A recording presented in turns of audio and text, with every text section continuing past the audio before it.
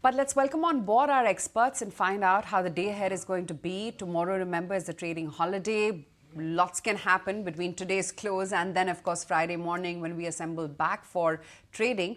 Kunal, what's it looking like? Yeah, so it's been a okay day for the markets, frankly, because the kind of recovery which we're seeing on the market internals is on the positive side.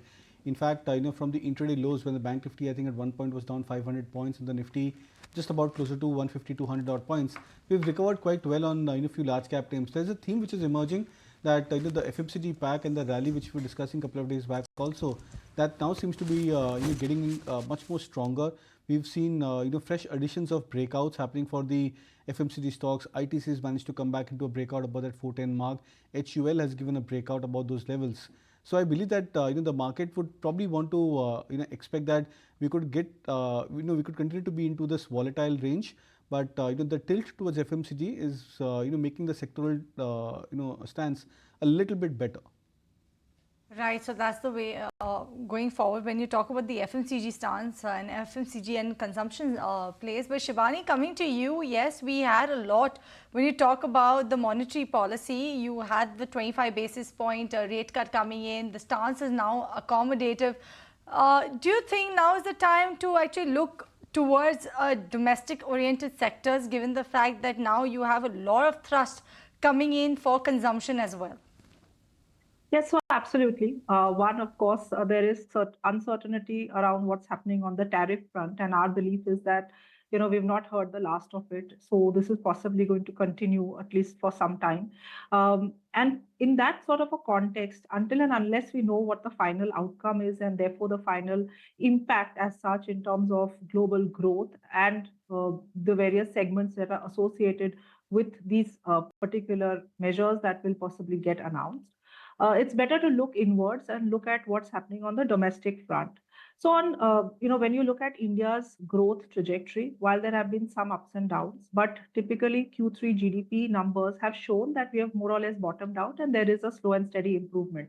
In that context, as you rightly pointed out, RBI's infusion of liquidity as well as ensuring that there is adequate liquidity in the system together with the rate cuts seems to suggest that from an overall domestic economy perspective, things should start to improve. We've started to see some amount of improvement on the rural front as far as demand is concerned. And this, coupled with the tax cuts that were announced in the budget gone by, means that from a discretionary consumption perspective, especially at the mass end, there is likely to be improvement as far as demand goes. So therefore, from a sectoral perspective, discretionary consumption, especially mass consumption, retail, two-wheelers, travel, aviation, some parts of consumer durables. These are segments that we believe are fairly well placed at this point in time. Right. Okay, that's the take coming in on what this 50 bips cut is really going to mean and what it means for rate sensitives, which are quite okay.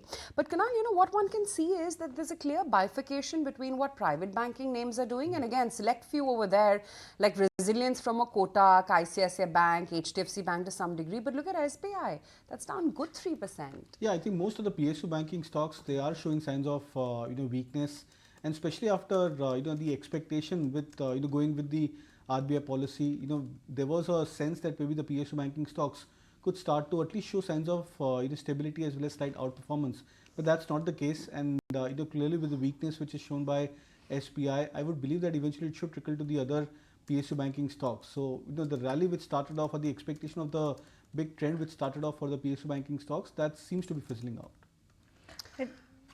Right, but Kunal, I want to come back to you because you have a note coming in from HSBC. They are saying the top Indian picks for them is Reliance Industries and ICICI Bank. And I know you've spoken a lot about ICICI Bank, but also would Reliance Industries, when you talk about it on the charts, be one of those counters that you need to watch out for? Because I believe in the last 3 months, 11% downtick coming in for Reliance Industries, and we've been talking about Reliance Industries being one of those hopefully outperformers year after year.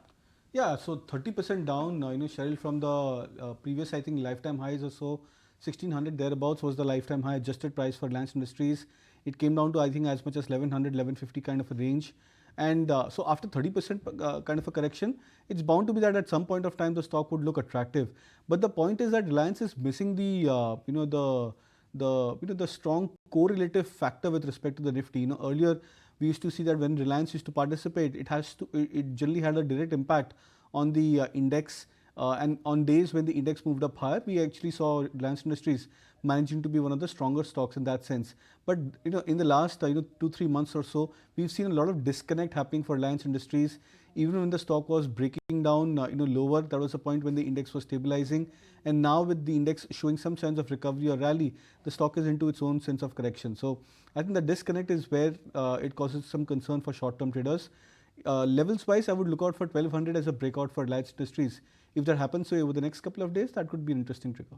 Right, that's the talk about Reliance Industries on the technical front. But Shibani, let me actually broaden the horizon for you, because when you talk about Reliance Industries, how can you not take into context what's happening to Oil India, or for the matter of fact ONGC? And then let's talk about the OMC companies like HPCL, BPCL, IOC. How do you look at this pack? Yeah, so it's an interesting pack to actually look at. One, if you look at the entire energy, both in terms of oil and gas as well as on the power side, the energy pack today trading at multiples and valuations which are fairly attractive. The second factor to note is that with what's happening across the globe, with global demand being subdued, it is possibly likely that oil prices stay muted at this point in time and stay within a range. So that's another factor that we have to build in when we are looking at this segment.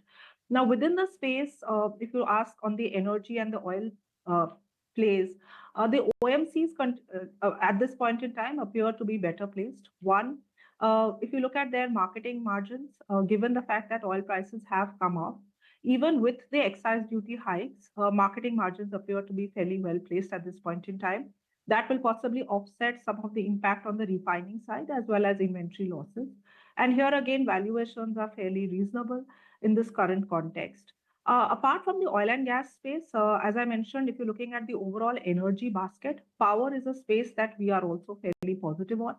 Within that segment, what we believe is that demand continues to outstrip supply, and therefore growth is likely to continue as far as capex goes, both on thermal as well as on renewable side. So these are segments within the current set of sectors where we think that there is an opportunity. Shibani, hold on to that thought. Lots more to talk about. For now, we're going to take a very quick break.